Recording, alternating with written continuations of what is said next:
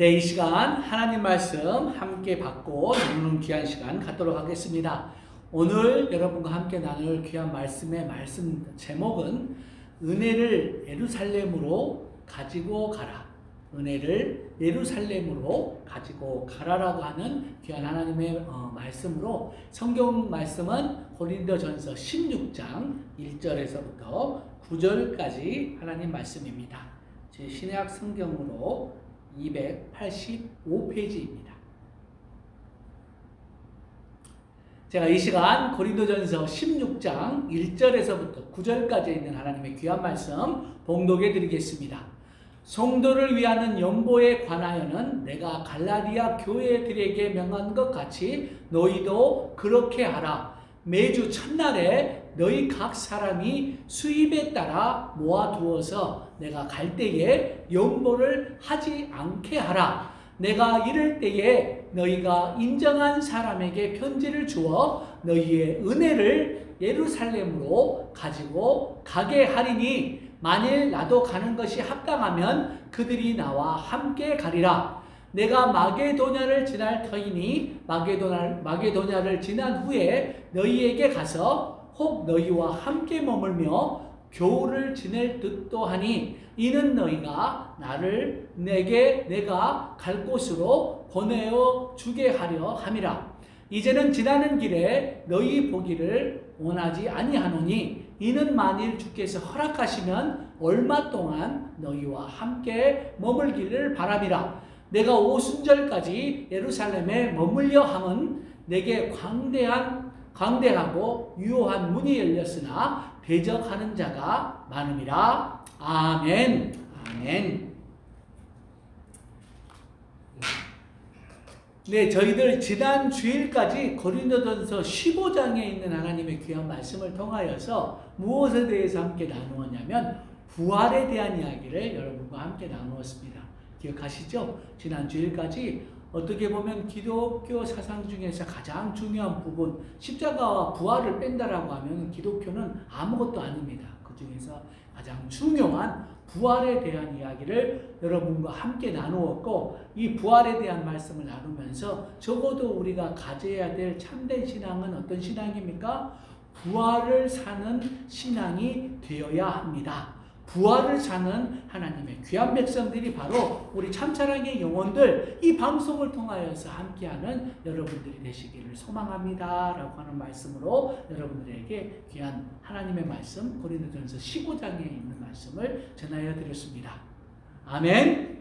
그렇죠. 네, 부활을 산다라는 것, 부활을 산다라는 것은 그러면 과연 무엇입니까? 부활을 산다라고 하는 것은 부활의 신앙을 가지고 살아가는 것을 이야기합니다.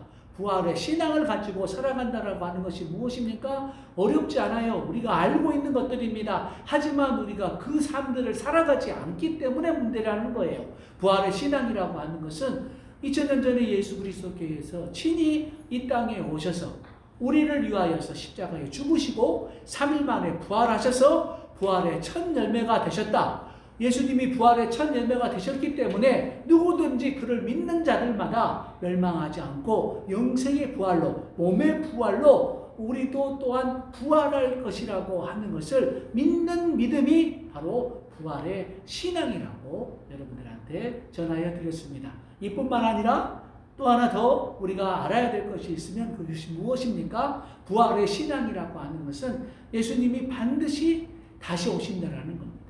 예수님은 반드시 이 땅에 다시 오실 것이고, 우리가 예수님의 다시 오심을 기다리며 비록 오늘을 살아가는 삶이 힘들고 고난의 길이라 할지라도 정말로 우리가 기도했던 것처럼 많은 바이러스로 인하여서 또 홍수로 인하여서 어려움과 지침과 아픔들이 우리에게 많이 있을지라도 우리 주 예수 그리스도를 바라보고 하늘의 소망을 품고 끝까지 견디며 이겨내는 자들에게는 하나님께서 무엇을 허락하여 주신다? 주님이 다시 오시는 그날 우리에게 최후의 승리를 허락하여 주신다라고 하는 것을 믿는 것이 바로 이 부활의 신앙이고, 이 부활의 신앙을 우리가 굳건히 믿고 삶을 살아가시면 여러분들의 매일의 삶이 승리의 삶이 될 수 있을 수밖에 없다라고 전해드렸던 것이 바로 고린도전서 15장을 통하여서 함께 나누었던 부활에 대한 하나님의 귀한 말씀인 줄로 믿습니다. 귀하고 아름다운 이 부활신앙 가운데 승리하시는 하나님의 귀한 백성들이 바로 함께 예배하시는 여러분들 되시기를 이 시간을 통해서 다시 한번 예수님의 이름으로 간절히 축원합니다. 아멘. 아멘. 그리고 이제 고린도전서 마지막 장인 고린도전서 16장을 여러분과 함께 보기를 소망합니다. 이번 주일과 다음 주일을 통하여서 고린도전서 16장 마지막 장을 보고 고린도전서를 마무리 지으려고 합니다. 그 다음으로 어떤 말씀을 전해드릴까? 저 딴에는 이번 일주일 동안 또 함께 기도하면서 어떤 말씀을 나누었으면 좋겠는가? 그동안에 신약에 있는 성경 말씀을 참 많이 나누었기 때문에 2주 뒤부터는 구약에 있는 말씀을 보면 좋겠다라는 생각을 하고 기도했는데 얼마 전에 벌써 한 2년 정도 됐죠. 우리가 수요 성경 공부를 하면서 함께 나누었던 사사기 성경 공부한 적이 있었는데 사사기를 좀 설교를 통해서 또 이어서 소선지서 12소선지서를 여러분한테 전해드리면 어떻겠는가라고 하는 마음으로 준비합니다. 그래서 고린도전서가 끝나면 사사기 소선지서 이렇게 연결을 하여서 함께 보려고 합니다. 이 일을 위해서도 여러분들이 기도해 주시고 또 하나님의 귀한 말씀 사모하는 마음으로 기대해 주시는 여러분들이 되었으면 좋겠습니다. 어찌되었든지 간에 다시 고린도전서 16장으로 돌아가서 함께 말씀을 나누었으면 좋겠습니다. 지난주에 오늘 여러분과 함께 읽었던 그 말씀을 묵상하면서 정말로 제 마음속에 와닿은 구절이 있어요. 와닿은 구절이 뭐냐면 오늘 설교 제목으로 나와 있는 내용입니다. 바로 그 고린도전서 16장 3절 하반부에 있는 내용인데 은혜를 예루살렘으로 가지고 가라라고 하는 말이에요. 은혜를 예루살렘으로 가지고 가라. 참 굉장히 귀한 말씀이라는 생각이 제가 들어서 이 말씀을 중심으로 여러분과 함께 말씀을 나눠봤으면 좋겠습니다. 과연 이 뜻이 무엇인지 함께 나눌 수 있는 이 시간이 되었으면 좋겠습니다. 그 본문 내용을 보는 것처럼 예루살렘에 큰 어려움이 생깁니다. 특별히 예루살렘 교회에 큰 어려움이 생겼다라고 오늘 본문이 저희들에게 전해주세요. 사도행전을 통하여서 보게 되면 이 이야기가 어떤 이야기인지 우리가 쉽게 알 수가 있습니다. 여러분들이 잘 아시는 것처럼 예루살렘에 초대 교회가 세워집니다. 처음 기독교 교회가 예루살렘에 세워졌다는 거예요. 예루살렘의 교회가 세워지자마자 사도행전 8장 말씀을 보게 되면 세워지고 얼마 되지 않아서 큰 박해가 옵니다. 이때 내렸던 박해는 유대교를 통하여서 이루어진 박해입니다. 그렇죠? 유대교 안에 사람들이 기독교라고 하는 것을 이단시하였기 때문에 그들을 향한 박해가 시작이 됩니다. 유대교의 박해가 있었고 여러분 아시는 것처럼 그 뒤로는 로마의 박해가 이루어진다는 거예요. 그래서 8장 말씀에 보게 되면 유대교의 박해로 인하여서 이 박해의 주동자가 누구예요? 고린도전서를 쓴 사도 바울이기도 하지만 어찌되었든지 간에 이 고린도 사도행전 8장 말씀을 통해서 보게 되면 유대교의 박해가 있었고 이 박해로 인하여서 사람들이 다 뿔뿔이 흩어지게 됩니다. 사도 외에 모든 사람들이 다 뿔뿔이 흩어지게 되었다라고 사도행전 8장이 기록을 하고 있고 그렇게 하여서 이방으로 흩어진 많은 사람들이 이방교회를 세우는 그런 모습들이 기록이 되어 있습니다. 그리고 사도행전 11장에 가게 되면 또 예루살렘 교회에 어려움이 겪어집니다. 로마의 박해가 있기 전에 또 무슨 일들이 일어나냐면 사도행전 11장에 뭐라고 써져 있냐면 큰 흉년으로 예루살렘 교회가 엄청난 어려움을 겪게 될 것이다 라고 하는 이야기가 기록이 되어 있는데 실제적으로 역사가들을 통해서 보게 되면 예루살렘 지역에 엄청난 흉년이 내립니다.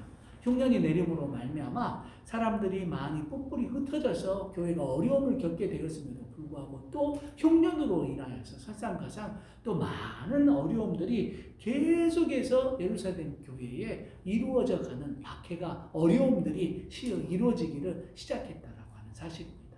그래서 예루살렘 교회는 처음 교회를 시작을 하고 큰 부흥을 일으키긴 했지만 그 뒤로는 정말로 어려움이 계속해서 이어지고 있었다는 거예요. 11장에는 더더군다나 흉년으로 인하여서 교회에 있는 사람들, 특별히 가난한 사람들은 정말 큰 어려움을 겪게 되었다라는 것이에요.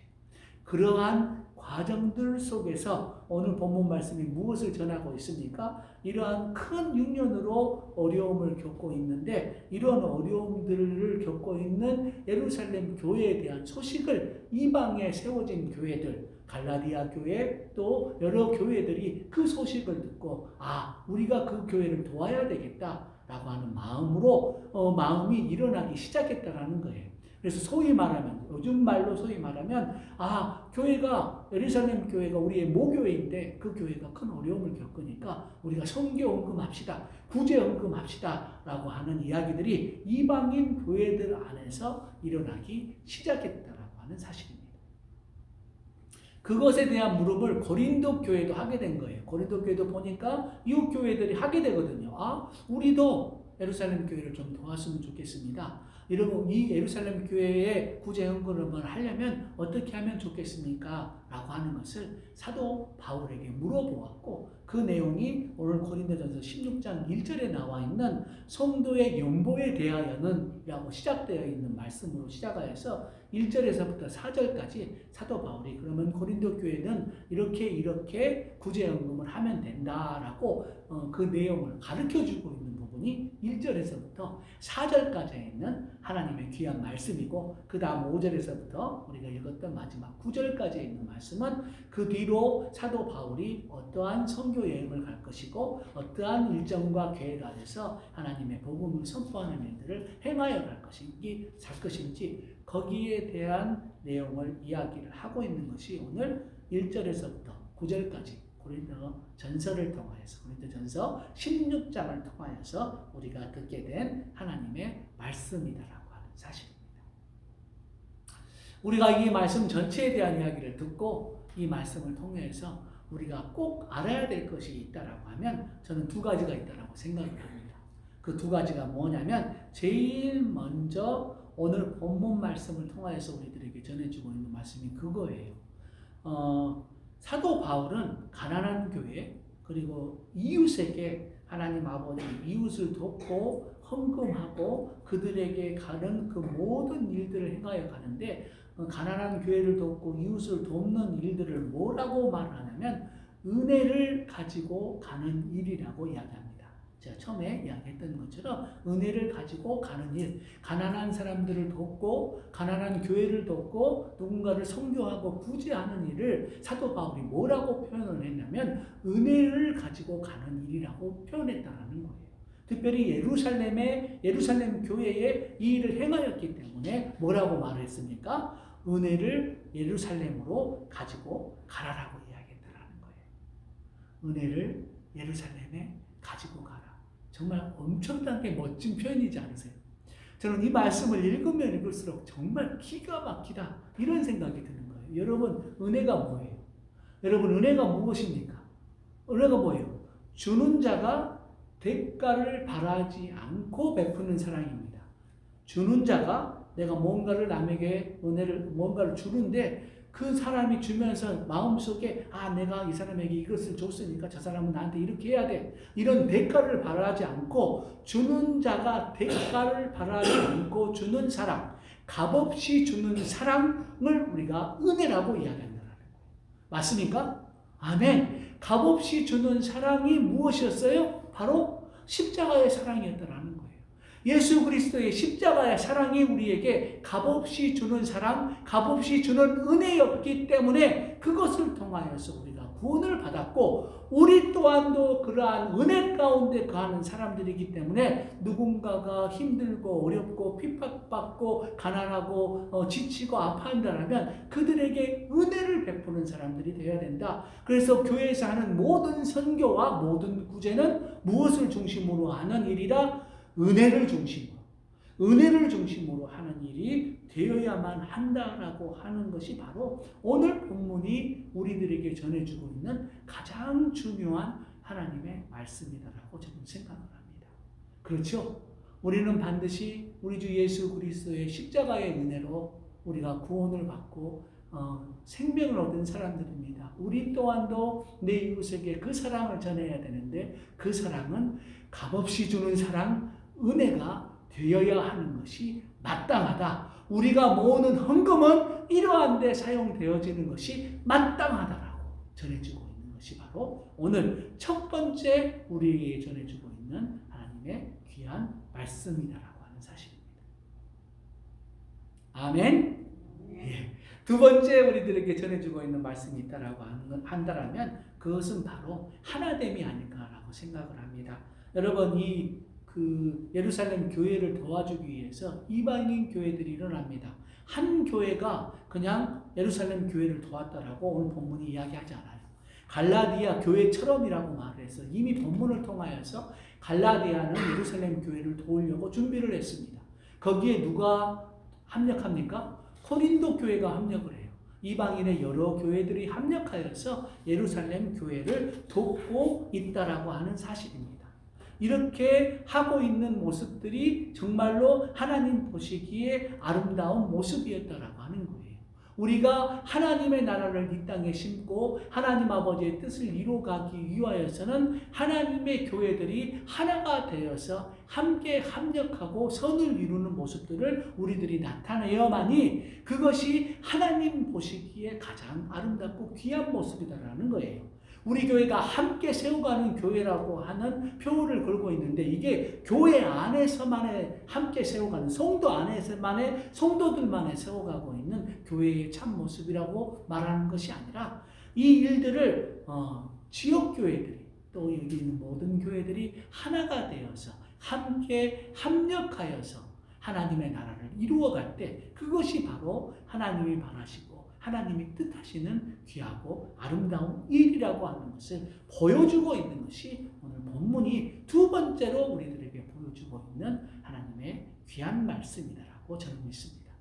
아멘. 그렇죠. 우리가 함께 모여서 함께 협력할 수 있어야 됩니다. 교회가 하나 되어지는 것뿐만 아니라 지역의 교회들이 함께 모일 수 있는 일들을 행하여 가야 된다는 거예요. 그런데 이러한 일들을 행하여 가는 것이 결단코 쉽지는 않습니다.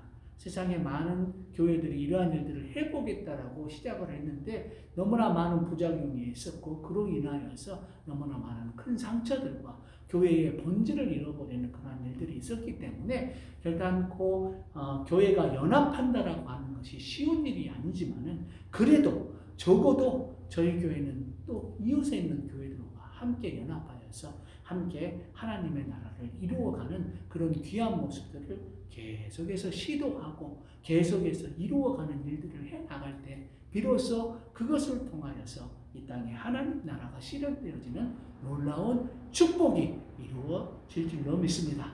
아멘. 그래서 저희 교회도 이 일을 해보려고 노력을 합니다. 지금도 그 일을 위해서 열심을 다해서 노력을 하고 있습니다. 특별히 저희가 이런 일들을 위해서 함께 모이고 있는 곳이 GCA라고 하는 선교단체입니다. 우리 전상훈 선교사님을 비롯하여서 8개, 9개 교회들이 이 지역의 조그마한 교회들이 함께 모여서 이 일들을 행하여 가고 있고 저희 교회는 2017년, 2018년, 2019년 작년까지 에티오피아 단기 선교를 통하여서 또 하나님의 복음이 땅끝까지 전해지고 있는 그 귀하고 아름다운 일들을 실시하고 있습니다. 2020년 올 한 해도 또 에티오피아에 가서 하나님의 복음을 잘 선포하고 또 그곳에 하나님 아버지의 사랑이 선포되어지는 또 은혜가 전해지는 그런 귀한 일들을 하고 싶었는데 이 코로나 사태가 막아서 할 수가 없게 되었지만 적어도 2021년에는 또 그곳에 가서 하나님의 복음을 선포할 수 있는 저희들의 모습이 되어야 되지 않겠나라고 하는 이야기를 생각을 해봅니다. 특별히 제가 오늘은 그곳에서 이루어졌던 지난번에 한번 여러분들한테 전해드렸지만 우리가 꼭 이곳에 가야 되는 이유에 대한 이야기들을 여러분들한테 다시 한번 설명해 드리고 또 여러분들이 이 안에서 꿈을 함께 꿀 수 있는 귀한 시간이 되기를 소망해 봅니다.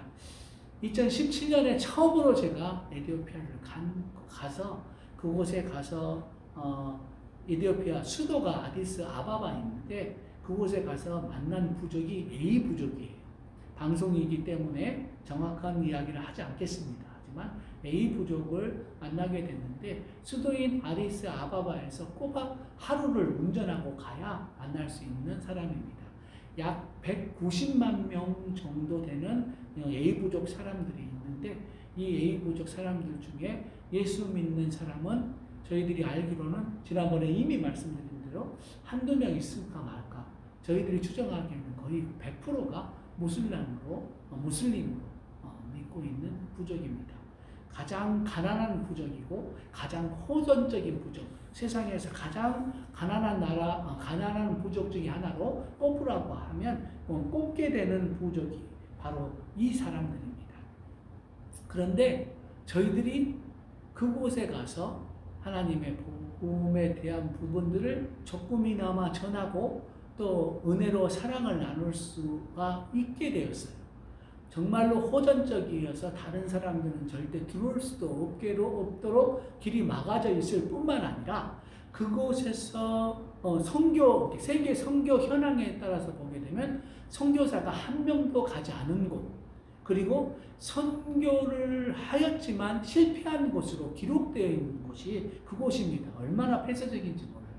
그런데도 불구하고 저희들은 버젓이 거기에 가서 A부족 K마을에 어린이 유치원을 돕고 있고 여학생 기숙사를 돕고 있고 그 이웃에 있는 또 한 초등학교에는 가가지고 급식을 돕고 있는 일들을 할 수 있도록 하고 돌아올 수 있도록 그런 일들이 가능해졌어요.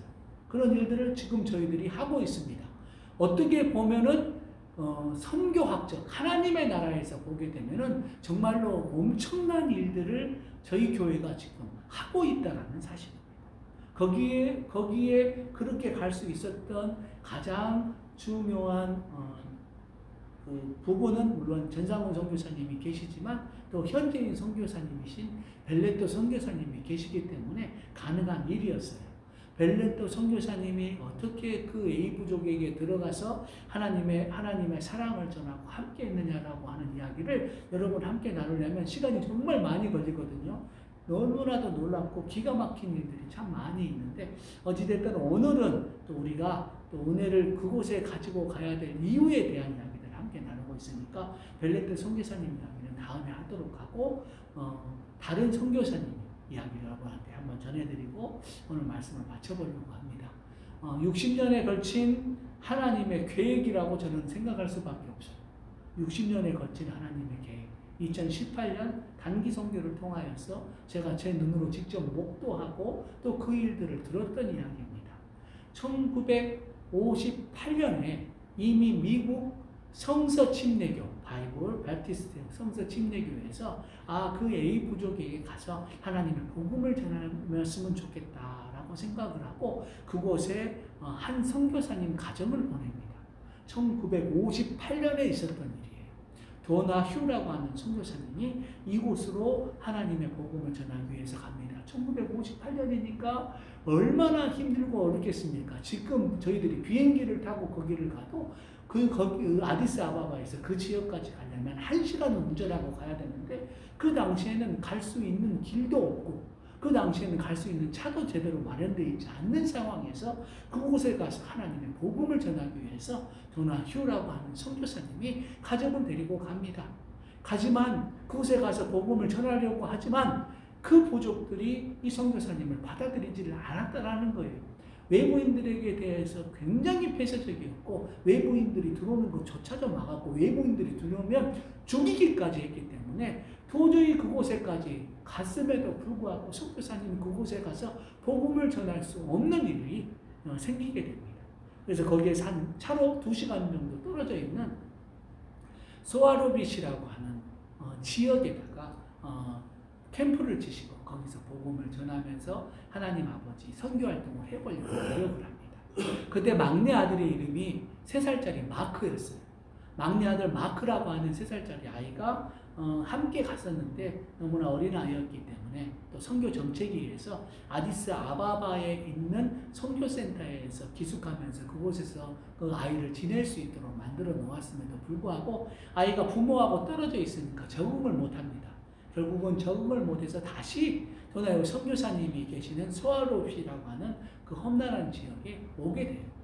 그러니까 이 도나요 선교사님이 걱정을 합니다. 아이들은 있고 아이들에게 뭘 해야 될지를 모르겠다. 어떻게 하면 좋을까라고 하는 고민을 하다가 그러면 내가 이 자리에 우리 아이들뿐만 아니라 이 지역에 있는 아이들을 모아가지고 그들에게 공부를 가르치자. 그래서 소아롭시에 초등학교를 짓고 공부를 가르치기를 시작을 합니다. 그때 마크와 함께 공부했던 A 부족의 아이 하나가 있었는데 그 아이 이름이 야호예요. 야호라고 하는 아이가 하나가 있었어요. 어찌됐든지 간에 이 도나우 선교사님은 열심히 학교를 세우고 복음을 전하려고 무척이나 노력을 하지만 1927년 이디오피아가 공산주의로 변하게 됩니다. 공산주의로 변하게 되어서 십몇 년 동안의 세월을 그 위에서 보냈던 세월을 접고 다시 공산주의가 되면서 기독교를 전하는 사람들 다 내쫓았기 때문에 다시 고향으로 돌아오게 돼요. 그리고 이분이 이제 돌아가실 날이 가까워집니다. 돌아가실 때 당신이 뭐라고 말을 하냐면 나는 평생 하나님 아버지의 복음을 위하여서 복음을 전하려고 A 부족에게 갔는데 그들에게 가서 말 한마디, 복음 한마디 전하지 못하고 돌아온 실패한 선교사이다. 나는 선교사라서 실패한 자이다. 라고 하는 말을 남기시고 그 다음에 내가 죽어도 미국에 내 유골을 묻지 말고 에티오피아에 좀 묻어다오 라고 하는 유언을 남기시고 돌아가시게 됩니다. 그리고 2016년이 되어서 마크는 그 당시 58년에 3살이었는데 훌쩍 60이 넘어갑니다. 2016년에 마크의 딸이 에티오피아로 선교를 오게 돼요. 에티오피아에 선교를 와서 아디스 아바바에 있는 한 미장원을 우연히 들리게 됩니다. 그 미장원에서 머리를 하면서 마크의 딸이 이야기를 하다가 혹시 A부족에 대해서 아는 분이 계십니까? 라고 하는 이야기를 하게 되는데 마침 그 미장원에 있었던 분이 벨레토 선교사님을 아는 거예요. 그래서 벨레토 선교사님과 이 딸을 연결시켰고 이 딸은 그 이야기를 한 다음에 마크 이제 60이 넘어서 할아버지가 다 되어 가시는 이분이 다시 아디스 아바바로 오게 됩니다.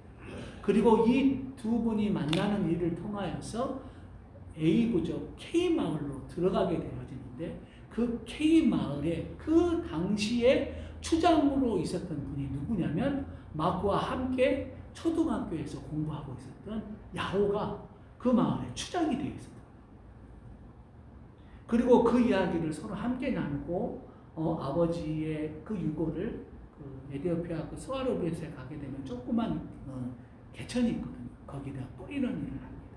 그러면서 1958년에 도나우 선교사님이 이곳에 오셔서 당신은 선교에 실패하였다라고 이야기를 하고 있지만 그 당시에 3살짜리 야오를 가르치고 은혜로 조건 없는 은혜로 그들을 보살피고 사랑해 주었더니 그가 A부족 K마을의 추장이 된 다음부터 그는 물론 무슬림이고 기독교에 대한 어떠한 그 배타적인 마음을 갖고 있었음에도 불구하고 벨레토라고 하는 사람이 들어와서 그들에게 사랑을 전하고 유치원을 짓고 여학생 기숙사를 짓고 함께 하여도 그들과 함께 할 수 있었던 것은 어렸을 때에 들었던 사랑, 어렸을 때에 배웠던 도나우 선교사님을 통하여서 갖게 되었던 그 사랑이었다라고 하는 고백을 벨레토 선교사님이 하게 되었다라는 거예요.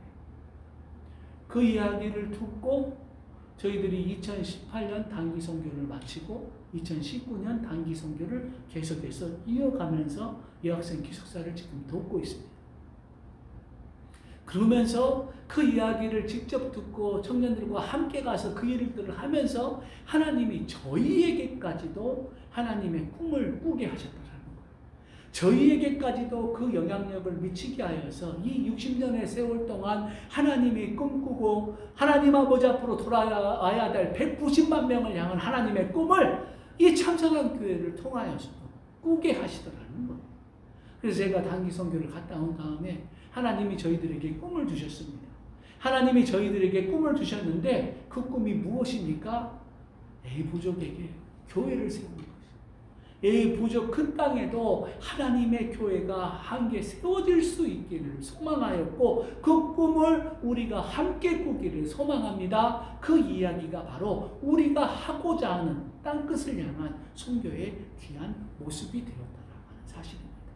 이러한 꿈을 꾸고 꿈을 품자마자 교회가 쉽지가 않습니다. 어려운 일이 막 생겨요. 교회도 어려움을 당하게 되고 또 가서 선교를 하고 그 아이들에게 하나님의 사랑을 전하니까 그 아이들이 점점 복음을 듣게 되었는데 이 코로나로 인하여서 2020년에는 갈 수도 없는 이러한 일들이 일어나고 있습니다.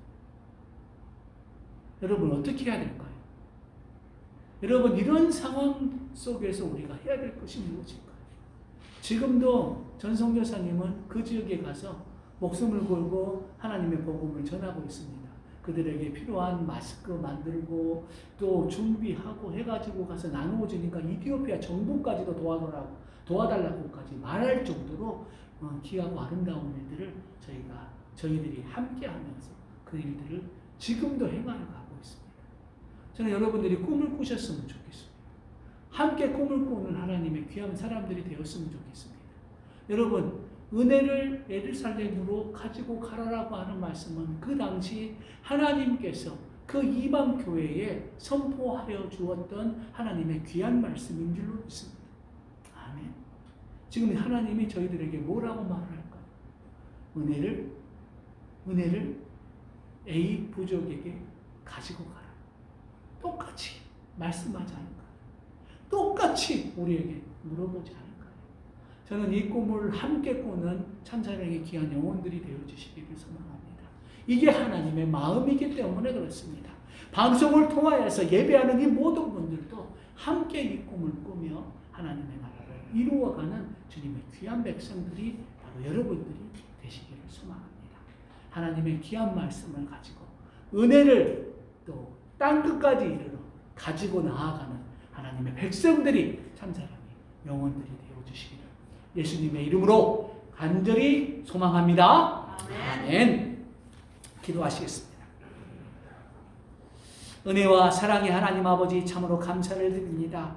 아버지 너무나도 귀하고 아름다운 말씀을 고린도전서를 통하여서 또 듣게 됩니다. 우리가 가지고 가야 될 것이 하나님의 은혜, 하나님의 사랑, 그 십자가에 놀라운 은혜임을 다시 한번 깨닫게 하여 주시고 아버지여 우리들에게 이 사명 주심을 또한 믿으며 기도합니다.